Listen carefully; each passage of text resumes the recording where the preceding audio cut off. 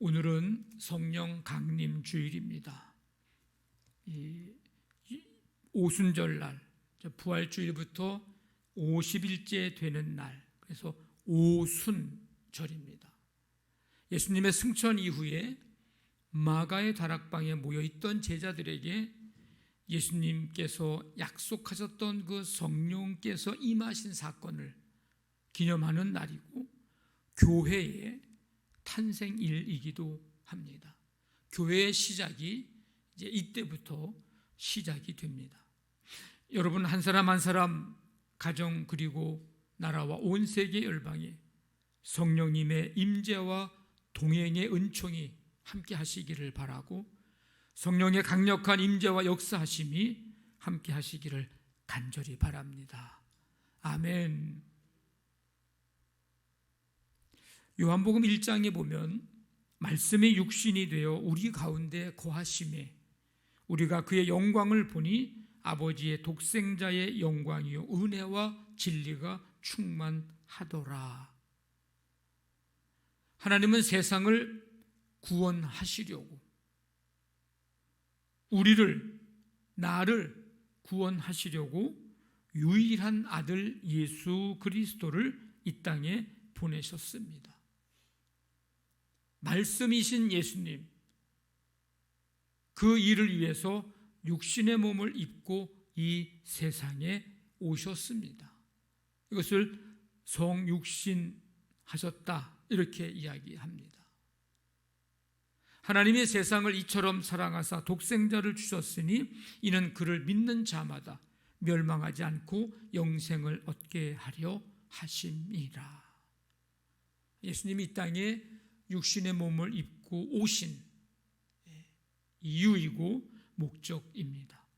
그래서 예수님은 함께 하나님의 나라를 위해서 사역할 제자들을 부르셨고, 공생의 3여년 동안 가르치시고 전파하시고 고치시는 사역을 통해서 하나님 나라를 이루시기 위해서 힘쓰셨습니다. 마침내 십자가의 고난을 겪으시고 죽으셨다가 사흘 만에 부활하신 예수님, 승천하시기 전에 제자들에게 나타나셔서 말씀을 하십니다. 볼지어다 내가 내 아버지께서 약속하신 것을 너희에게 보내리니 너희는 위로부터 능력으로 입혀질 때까지 이 성에 머물라. 그래서 예수님이 말씀하신 그 말씀대로 모여서 마음을 같이하여 오로지 기도에 힘쓸 때에 그 모인 곳에 놀라운 광경이 이제 벌어집니다. 모여 기도하는 자가 약 120여 명이라고 그랬는데 다 성령의 충만함을 받았습니다. 이 오순절날 오로지 마음을 같이하여 기도하는 자들이 다 성령의 충만함을 받았다? 이것은 단순히 그곳에 그때 그들에게 성령님이 임하셨대, 그들이 성령 충만해졌대, 그것만을 말해주는 것이 아닙니다. 이거는 놀라운 사건입니다. 어떤 의미에서 놀라운 사건인가? 구약의 율법 시대를 이제 마감하고 그리스도의 복음의 새로운 시대가 도래했음을 선언한 사건이기 때문입니다. 모든 민족에게 복음을 전하여 구원하시려는 뜻을 이룰 사명자들, 제자들에게 그 사명을 감당할 능력을 부어주신 사건이기 때문입니다. 그리고 예수님께서 승천하시기 전에 성령을 보내주시겠다고 하신 그 약속이 성취된 증거이기 때문입니다. 뿐만 아니라 오순절의 이 성령 임재, 성령 충만의 사건은 교회의 시작을 알리는, 이 교회 공동체의 시작을 알리는 사건이기 때문입니다. 이런 의미의 놀라운 사건입니다. 지금 모여 기도하는 모든 사람에게 성령이 임한 것은 마치 태초에 천지가 지어지기 전 흑암 위로 운행하셨듯 새로운 역사, 새로운 공동체가 창조되는 이 순간 모여 기도하고 있는 모든 사람 위에 성령님이 임하신 것입니다. 마치 그 빈 잔에 물이나 포도주가 부어져서 가득 차 넘칠 정도가 된 것처럼 그렇게 그들의 전 존재가 강력한 성령의 그 기운 아래로 들어간 것. 그래서 어떤 사람들은 그 모습을 보고서 놀라서 당황을 하면서 어찌 된 일이냐 서로 말하는 사람들도 있었고, 그런 놀라운 전 존재가 성령의 능력 아래, 그 기운 아래 다 들어가는 이 사건, 이 모습을 봤던 사람들이 조롱 섞인 말로 새 술에 취하였다라고 반응을 보인 사람들도 있습니다. 어쨌든 이 반응을 통해서 알 수 있는 것은 성령으로 충만해진 사람들은 감정과 신체적인 측면까지도 변화될 수 있다는 것입니다.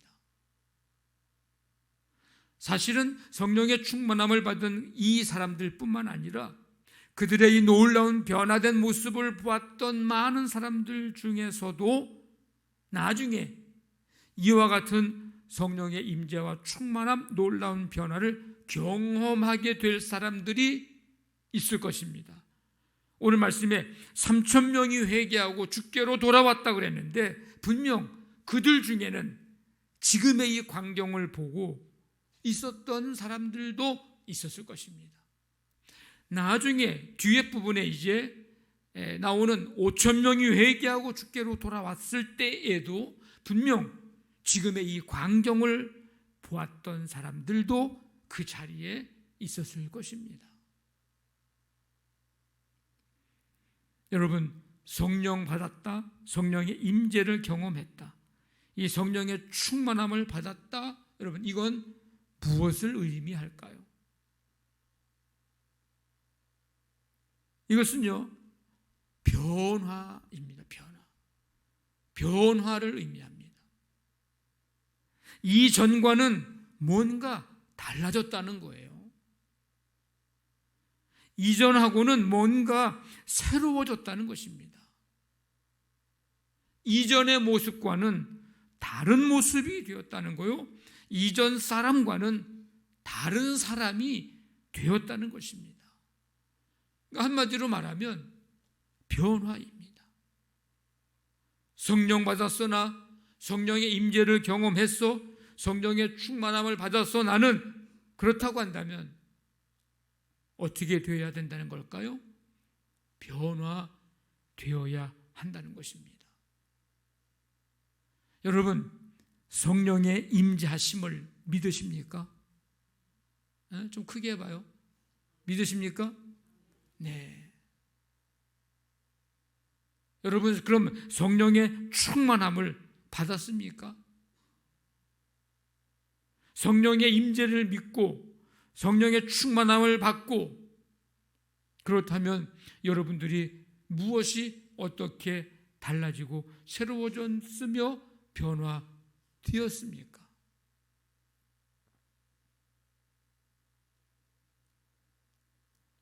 오늘 우리는 성령의 충만함을 힘입은 사람으로서, 성령의 임재를 믿는 사람으로서 하나님이 원하시는 모습으로, 삶으로 변화되어지는 그런 은혜가 있기를 간절히 바랍니다. 이 성령의 임재를 경험하고 성령의 충만함을 받은 우리는 어떻게 변화되어야 할까? 오늘은 딱 한 가지 말씀드리려고 합니다. 배운 대로, 들은 대로 살아가는 변화가 있어야 합니다. 누군가는 이런 질문을 할지도 모릅니다. 아니, 누구는 배운 대로, 들은 대로 살지 않나요? 근데 한번 잘 보십시오. 예수님께서 제자들을 부르실 때 제자들에게 하신 말씀이 뭡니까? 나를 따라오라. 내가 너희를 사람 낚는 어부가 되게 하리라. 그러면서 제자들을 부르셨어요.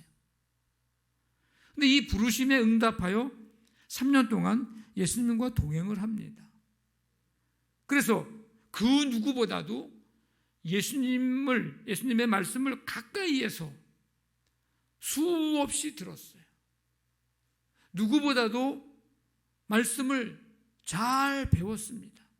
심지어는 예수님이 십자가에서 돌아가시기 전날 밤에도 예수님의 말씀을 듣고 배웠습니다.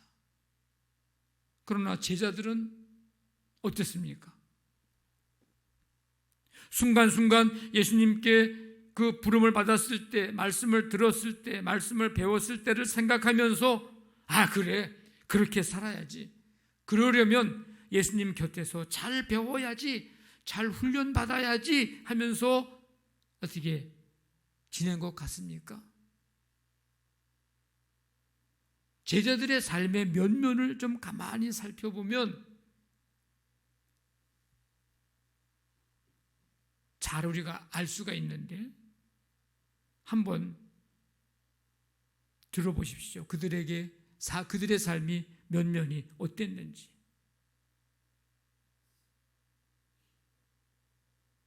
예수님께 배웠고 들었고 부름 받았을 때 생각하면서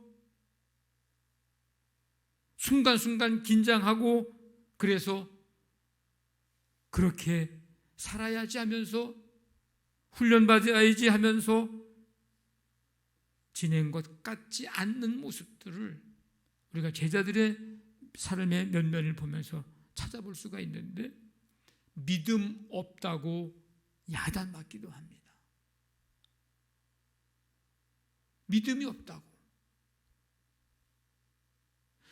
없다고 많은 사람들 앞에서도 창피를 당하기도 합니다. 예수님이 십자가에서 죽으신다고 몇 번을 말씀하셨는데도 제자들은 서로 누가 크냐고 다투기를 합니다. 이런 모습을 보면서 우리 예수님께 배웠으니까 들었으니까 우리 부름받았을 때 생각하면서 잘 살아야지, 예수님 곁에서 잘 배워야지, 잘 훈련받아야지, 우리가 이러면 되나? 이런 모습들이 보이지를 않아요. 예수님이 십자가 지시기 전에 그 십자가 지는 일을 놓고 마음이 얼마나 무겁고 괴로운지 기도하러 가시면서 우리 함께 기도하자.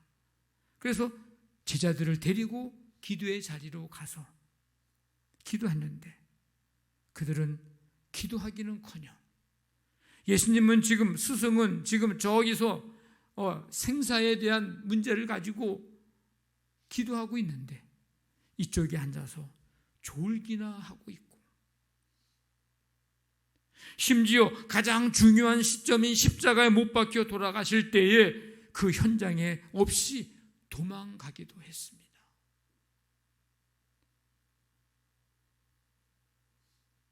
그런데 그들에게 놀라운 일이 일어났습니다. 그들이 바뀌었어요. 완전히 바뀌었습니다. 이건 180도 바뀐 게 아니고 360도를 몇 바퀴 바뀐 것 같아요. 조금 전에 얘기했던 그 제자들의 면면의 모습들이 사라졌습니다. 변화가 된 거예요. 변화가. 어떻게? 어떤 모습으로? 예수님이 십자가 고난을 받으며 못 박힐 때 도망갔던 자들이 이제는 누구라 할 것 없이 담대히 복음을 전합니다. 사도행전에는 대표적으로 베드로가 복음을 전하는 장면이 기록되어 있는데 오늘 읽은 말씀은 첫 번째 설교한 다음에 일어난 변화 반응들에 대한 이야기를 기록한 내용입니다. 베드로가 5번 설교를 합니다. 사도행전에서. 누군가가 제자들 보고 예수님과 함께 있었던 자들 아니야? 라고 할까봐 걱정하고 염려하고 숨어있던 자들이 오히려 스스로 밖으로 나와서 우리가 다 예수 그리스도의 십자가와 부활의 증인이야? 라고 고백하며 선포를 합니다.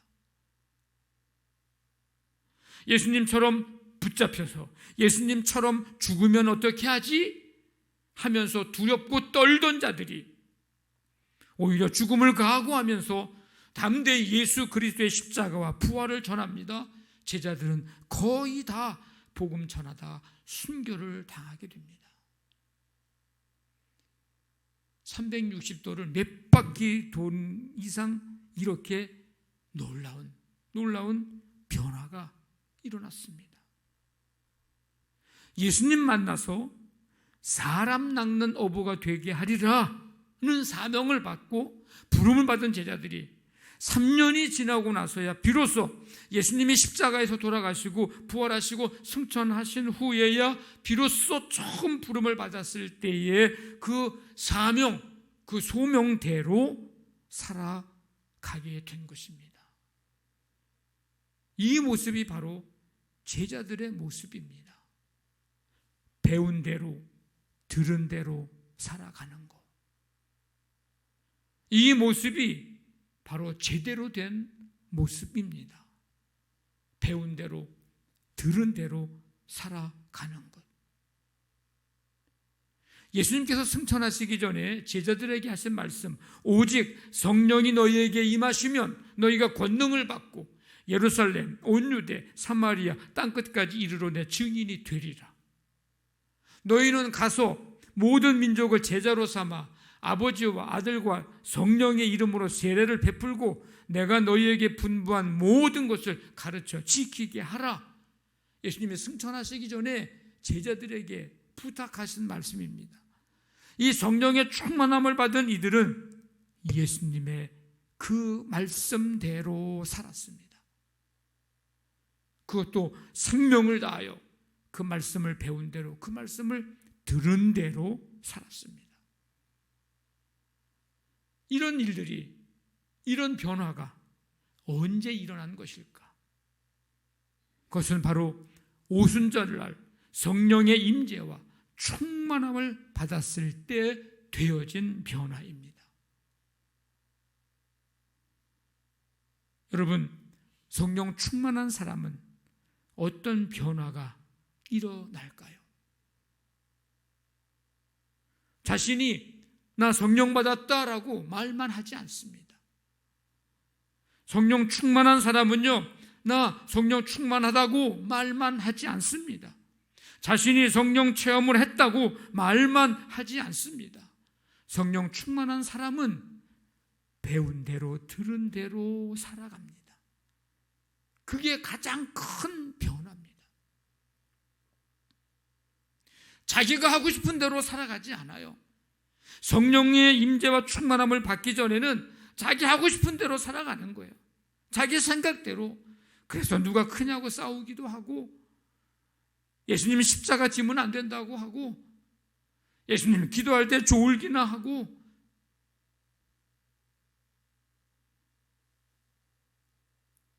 성령 충만한 사람은요, 자기 고집대로 살아가지 않습니다. 마치 자기가 경험한 것이 전부이거나 그게 마치 삶의 답인 양 그렇게 살아가지 않습니다. 성령 충만한 사람은 자기가 하고 싶은 게 있어도, 자기 고집이 있어도, 자기 경험한 게 있어도 성령 충만한 사람은 예수님 말씀 배운 대로, 예수님의 말씀 들은 대로 살아가는 사람으로 변화가 됩니다. 가장 큰 변화입니다. 베드로의 설교 내용을 보면 오늘 읽은 말씀의 이제 앞절까지가 이제 베드로가 했던 첫 번째 설교인데, 회개하고 세례 받을 때 오늘 말씀에 뭐라고 해요? 성령을 선물로 주신다. 여러분은 성령을 선물로 받았음을 확신하고 있습니까?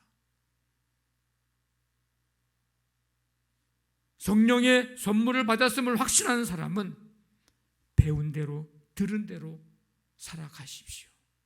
이것이 성령 충만한 사람에게 나타나는 변화입니다. 성령 충만한 사람은요, 성령의 임재와 충만함을 경험하기 이전의 삶을 그대로 살아가지는 않습니다. 사도 바울이 고백한 것처럼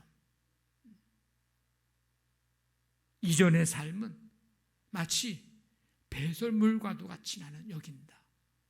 예수 그리스도를 아는 지식이 가장 고상함을 인함이라. 여러분 스스로 한번 점검해 보십시오. 나는 지금 성령의 임재와 충만을 받은 자로서 여전히 이전의 모습 그대로를 살아가고 있는지, 단지 그냥 내가 주일날 교회 와서 예배 드리고 가는 그 모습 말고 다른 건 하나도 변화된 게 없이 살아가고 있는 사람인지, 아니면 성령의 임재와 충만함을 받은 자로서 이제는 이전의 삶은, 이전의 나는 죽고 옛사람은 벗어버리고 주님이 말씀하신 대로, 가르쳐 주신 대로, 그 말씀 들은 대로, 배운 대로 살아가는 삶의 변화의 삶을 내가 살아가고 있는가? 우리 스스로를 점검해 보십시오. 제자들이 예수님께로부터 뭘 배웠습니까? 뭘 배웠어요? 산상수훈, 마태복음 5장부터 7장까지를 우리가 산상수훈이라고 그러는데 긍휼히 여기는 걸 배웠어요. 천국은 긍휼히 여기는 자. 그러면 긍휼히 여김을 받는다. 먼저 하나님의 나라와 의를 구하라, 이걸 배웠어요. 좁은 문으로 들어가라. 넓은 문이 있지만은 아니야, 우리가 가는 길은, 이 믿음의 길은, 십자가의 길은 좁은 길이야. 좁은 길로 가야 돼. 먼저 남을 대접하라. 제자들이 예수님께로부터 배운 말씀이요, 들은 말씀이에요. 예수님이 십자가에서 돌아가시기 전날 밤에, 요일로 말하면 목요일이죠, 예수님으로부터 말씀을 듣고 배웠어요. 그게 요한복음 13장부터 16장까지의 말씀입니다. 예수님이 몸소 행동으로 보여주시면서까지 제자들의 발을 씻어주시면서도 가르쳐주시고 말씀을 듣게 됩니다. 그때 뭘 배웠어요? 제자들이 겸손을 배웠어요. 겸손을 들었어. 섬김을 배웠어요. 예수님이 직접 제자들의 발을 씻어주시면서도 너희도 이와 같이 하라고. 순종을 배웠습니다. 새 계명, 너희가 서로 사랑하라, 새 계명을 주노니, 새 계명을 배웠어요. 성령 충만함을 받은 이들은 예수님의 말씀대로 살았습니다. 배운 대로, 들은 대로. 오늘 우리가 읽은 이 말씀, 본문 말씀에도 그대로 이제 그 모습들이 자세히 그렇게 살았음에 대한 것을 기록하고 있는데, 예수님께 배운 대로 들은 대로 하나님 나라 이루기 위해서 담대히 복음을 전하는 일을 합니다. 40절 보니까 여러 말로 확증하며 권하여. 뭘 확증하고 뭘 권했을까? 예수 그리스도의 십자가와 부활을 전하면서 회개하고 세례를 받으라고, 예수 믿으라고. 원래 이 일을 위해서 나를 따라오라고 갈릴리 해변에서 제자들을 부르신 이유가 이거였잖아요. 비로소 성령의 충만함을 받은 이들이 비로소 그 일을 이제 배운 대로 들은 대로 부르심 받은 대로 살아가는 거예요. 놀라운 변화입니다. 예수님께 배운 대로 들은 대로 복음을 가르쳐 지키게 하는 일을 합니다. 42절에 보니까 그들이 사도들의 가르침을 받아. 지금 모여있는 사람들이요, 누구의 가르침을 받아요? 사도들의 가르침을 받아. 사도들이 뭘 가르쳐 줬을까요? 자기가 어떻게 인생을 살아왔는지, 내가 어떻게 이 세상에서 성공했는지, 그거를 가르쳐 준 게 아니고 예수 그리스도의 십자가와 부활의 복음을 가르친 거예요. 예수님이 승천하시기 전에 얘기했잖아요. 가르쳐 지키게 하라고. 비로소 성령의 충만함을 받은 이들이 비로소 그 일을 이제 하는 거예요. 이제 놀라운 변화입니다. 예수님께 배운 대로 들은 대로 공동체 속에서 섬김과 나눔의 일을 합니다. 42절 45절 보니까 이제 그 사도들의 가르침을 받은 사람들이 하는 모습들인데, 서로 교제하고 떡을 떼며 재산과 소유를 팔아 각 사람의 필요를 따라 나눠주며, 이 성도들이 이렇게 하는 모습을 누구한테 배운 거예요? 지금 사도들한테 배운 거예요. 사도들은 누구한테 말씀을 배우고 들었어요? 예수님께로 듣고 배운 거거든요. 비로소 지금 이제 성령 충만함을 받은 이후에 배운 대로 들은 대로 가르치고 살아가고, 그 모습을 본 그 성도들이 이제 그렇게 공동체 속에서 살아가는 모습을 나타내주고 있습니다. 예수님께 배운 대로 들은 대로. 이런 모습들이 그냥 어떻게 하다가 보니까 생긴 게 아니에요. 오순절날 성령의 충만함을 받았기 때문에 받은 자들의 변화. 성도 여러분, 성령의 임재를 경험하며 성령의 충만함을 받았습니까? 변화되어야 합니다. 어떤 삶으로? 예수님 말씀을 배운 대로 사는 삶으로, 예수님의 말씀을 들은 대로 사는 삶으로. 예수님의 말씀은 예수님의 말씀이고 나는 나고, 예수님의 인생은 예수님의 인생이고 내 인생은 내 인생이고, 아직도 성령의 인재와 충만함을 받지 못한 사람입니다. 이제는 예수님의 말씀 들은 대로 배운 대로 살아가리라. 이게 성령의 임재와 충만함을 받은 자의 삶의 변화입니다. 한번 다 같이 따라해 보겠습니다. 배운 대로 살자. 들은 대로 살자. 아멘.